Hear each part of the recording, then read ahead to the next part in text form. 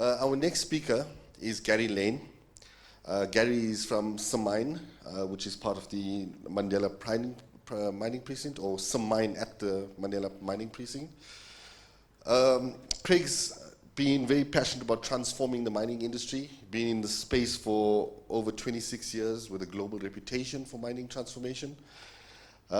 He started his career managing multi-mega projects, million-dollar projects for Anglo-American, and after doing his MBA, co-founded his first business startup, SIS Corporation, where he focused on mining optimization. He's now with a new startup called Vuma, and his focus is on systems thinking, and that's what he's going to be talking to us about today. So he does systems thinking for the mines of the future, and has built an experimental simulation center at the Nelson Mandela Mining Precinct. Gary is a registered professional, professional engineer, and is on the council for the South African Institute for Mining and Metallurgy, and the chairman of the Mining Technical Program Committee. Give us a hand for Gary Lane.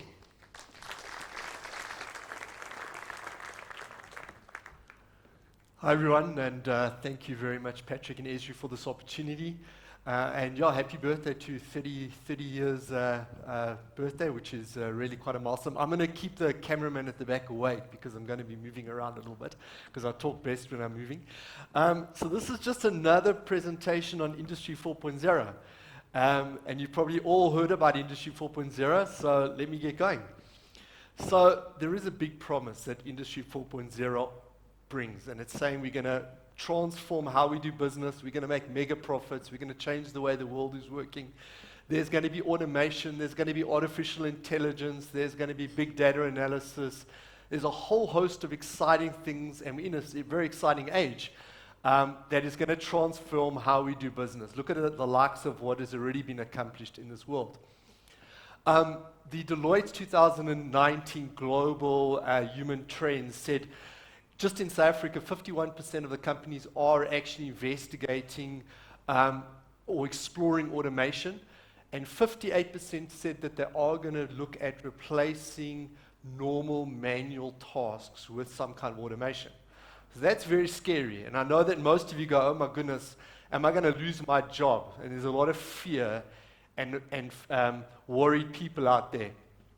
So we're going, oh my goodness, how am I going to cope?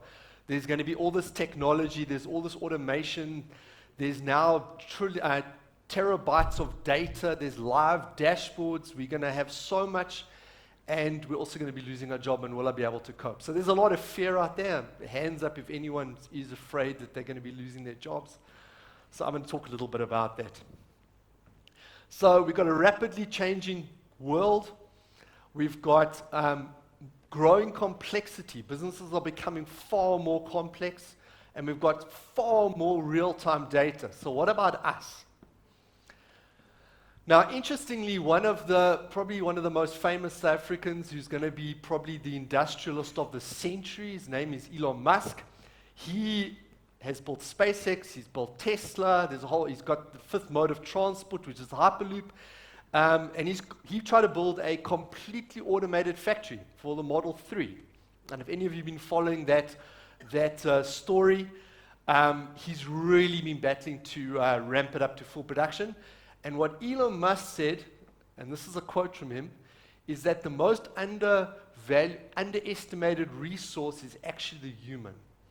So he had to put humans back into his Model 3 automated factory to get production up. Isn't that quite amazing?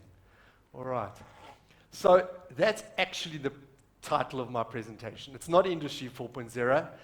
It is actually Human 2.0. All right. So let's see if we... So, do we need a reboot? All right. So us humans are quite amazing.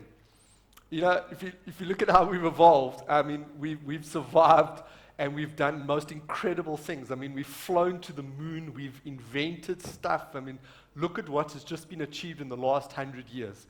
And there is a scary picture there at the end that shows that there's going to be some kind of humanoid robot that's going to take over the world. I was going to put a big cross through that because I don't think that's going to happen. But what's made us amazing is our brains. We have the most amazing brains that are able to come up with ideas, be creative, be agile, bring people together into a social environment and be able to influence and drive change. I mean, we would never have invented anything without that ability to do that. So we have an amazing brain, and also one of the things that it does is there's a thing called mental shortcuts. So what happens is our brain has the amazing ability to our subconscious picks up patterns.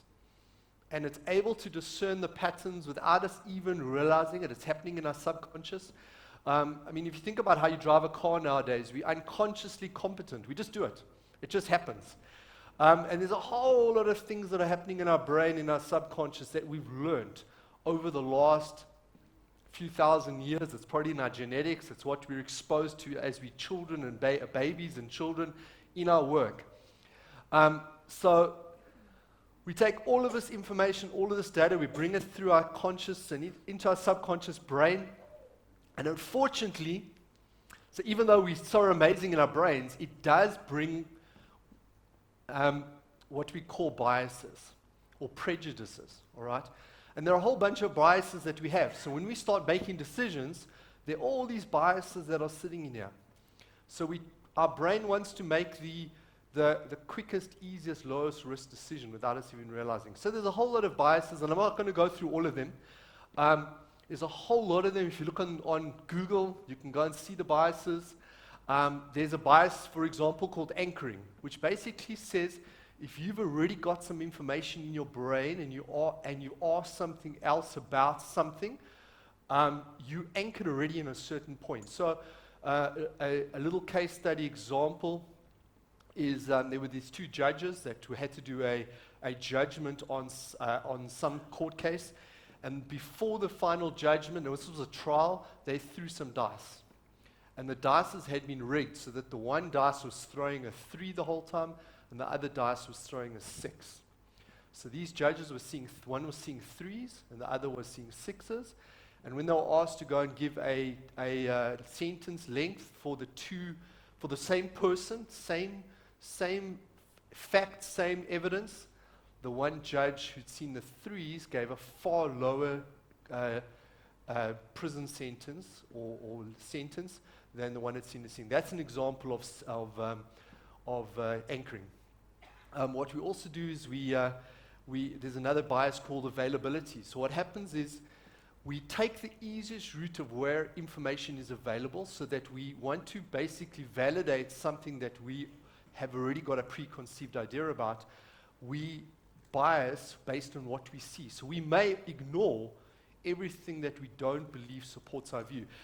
It's why journalists put sensationalism into newspapers, because what it does, it starts making us remember things. So you'll find that we will remember all the bad news, high emotional stuff. So we remember about all the crime in the country, as an example. So we have a biased view of what's actually happening, and it's not a true reflection. Now, that's not because there's something wrong with us. It's just the way that our brains are working. So there's a whole bunch of these biases that are impacting all the decisions that we're making. I call it, in my world, having done big capital projects for Anglo American, I call it opinion engineering. There's a lot of people that you sit in a meeting and we make all of these opinion-based decisions without any data, without clear facts, and without a proper objective view.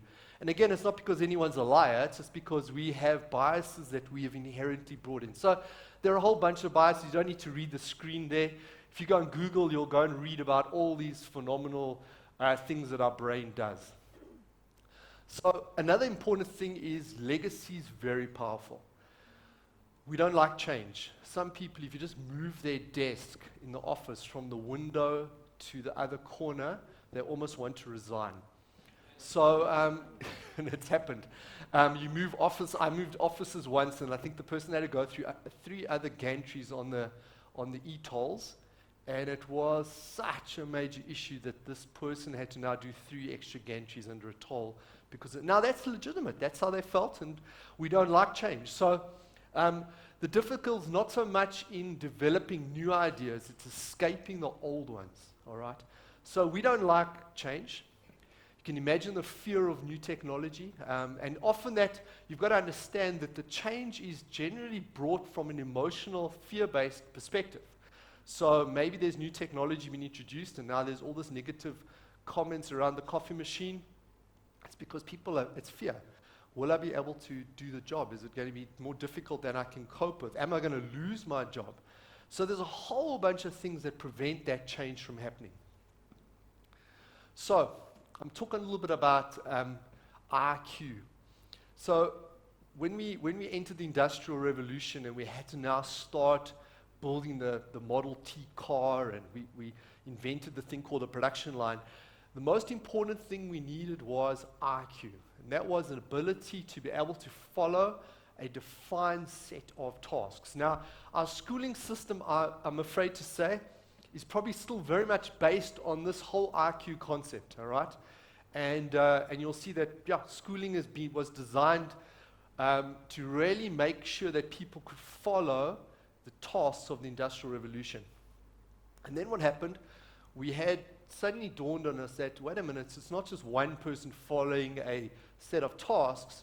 We had to actually work together. We have to be able to talk to people and be able to influence people and be able to work in teams. So we needed to develop what's called EQ, emotional intelligence. So understand how I'm feeling and how I behave influences someone else and all that type of thing. There's another 2 Qs that I think we're going to need to develop in the future. And this is going to be part of this Human 2.0. There's a thing called SQ. SQ stands for Systems Intelligence. And I'll talk a little bit about what Systems Intelligence is in a second. And the 4th one is Digital Intelligence. That is all about how to understand data, how to understand this whole in digital world. We see it with our children. I watch my teenage daughter. She can send WhatsApps to her boyfriend underneath the table without even watching her phone as she messages. So it's incredible. All right, so we all are linear thinkers. Very few people, I think it's less than 1% of the population are actually what they call systems thinkers. We're all linear in our thinking. You'll find businesses are set up that we've got siloed departments. Everything's linear. Our whole process of thinking is linear.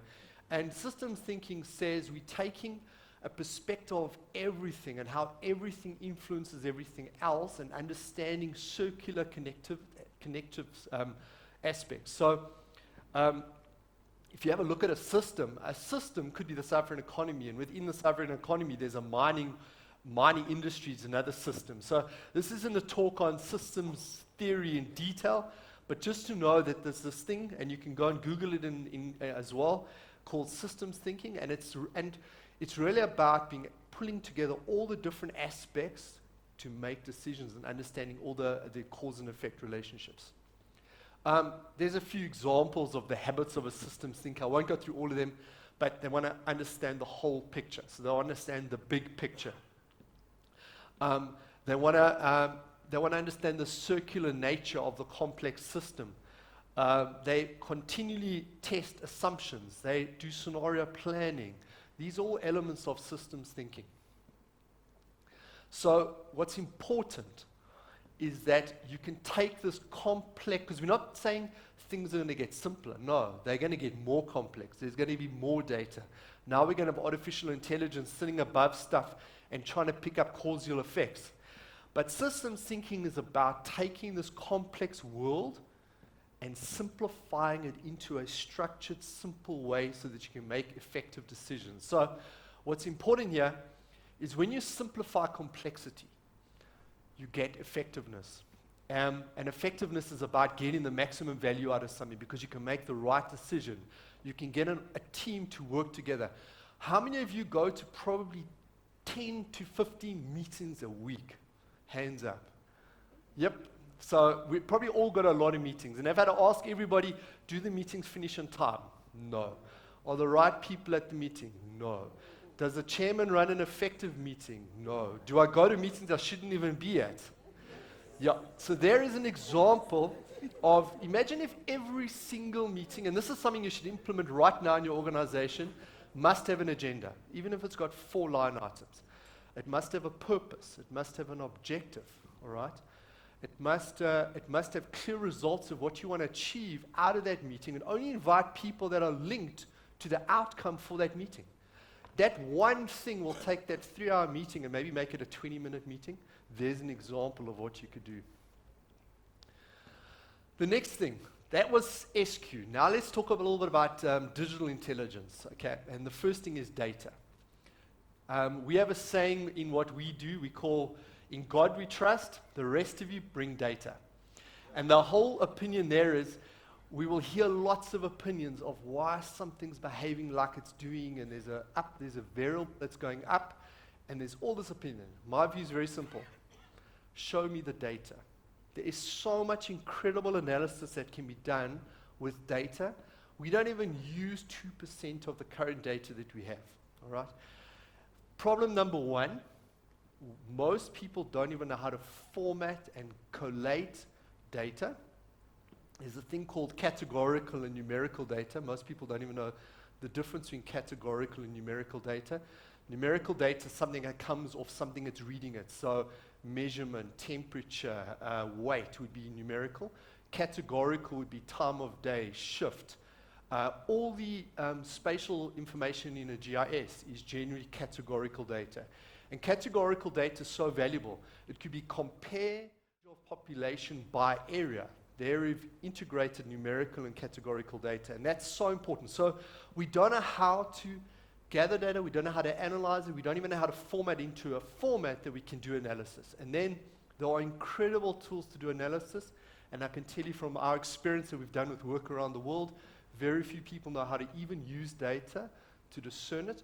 There's a great case study. If any of you ever come on one of our programs, the Space Shuttle Columbia exploded in 1986. They put about 20 PhDs onto it to understand why the O-ring exploded. And you can imagine how complex it was. And it took one guy in Congress with one chart and a little glass of cold water and a clamp and an O-ring to prove why the space shuttle exploded. And yet all the PhDs couldn't do it. And that's just because they took the data, was able to represent it in a simple way that could explain the outcome. And go and research it. I haven't got time to take you through the case study. I'd love to. All right, so that's this digital intelligence. And we need to learn how to use digital and how to integrate all these different technologies together. The next thing answers this whole problem of, are we going to lose our job? So we've got all these people in the world, and we're worried about losing our jobs. And so let's have a look at it. And I didn't put the actual numbers down because they're actually just too big. They sound crazy. They're in the millions. So according to the latest reports, and this is from a McKinsey report, but I did remove the numbers because no one will believe me if I put the numbers down. We're going to be short of quite a few million people with digital skills. I don't know if any of you read the article in the last 3 weeks from the CEO of Capitec Bank that said they hire every single person they can find with the right digital skills, and they can't find them fast enough. They cannot even employ enough people. But saying that, and this is incorrect, I should say semi-skilled and unskilled, we are going to have, unfortunately, a whole bunch of unskilled, semi-skilled people without work. What this is saying is, skill yourselves up. Get the digital skills. Get the systems thinking skills. You will be valuable. There is going to be a global shortage. So go and take the advantages of going on ESRI training and other training that is out there, because we need to enhance our skills on a continual basis. So, because it's not about just you've heard about the saying of putting lipstick on the pig, all right?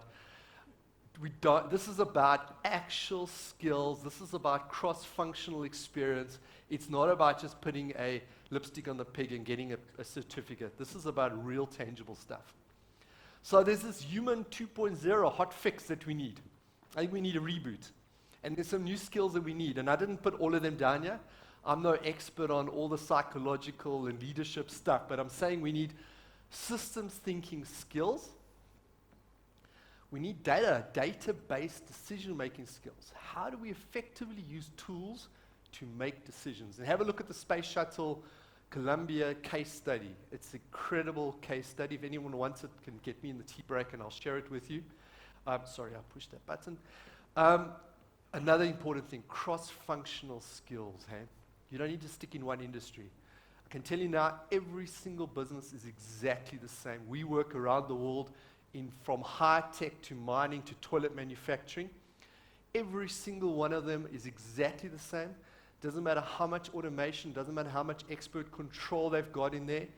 Their performance is exactly the same, and the fundamental problem is people and decision making, levels of work, who makes what decision, and work and management routines around that. And I'll talk about that a little bit in my tech talk later on. Facilitation skills, the critical. We need to be able to pull people together. We need to be able to get the best out of people. If you have a look at the Google research around what is the number one thing that makes a team successful, there's only one thing, and it's psychological security. That's it.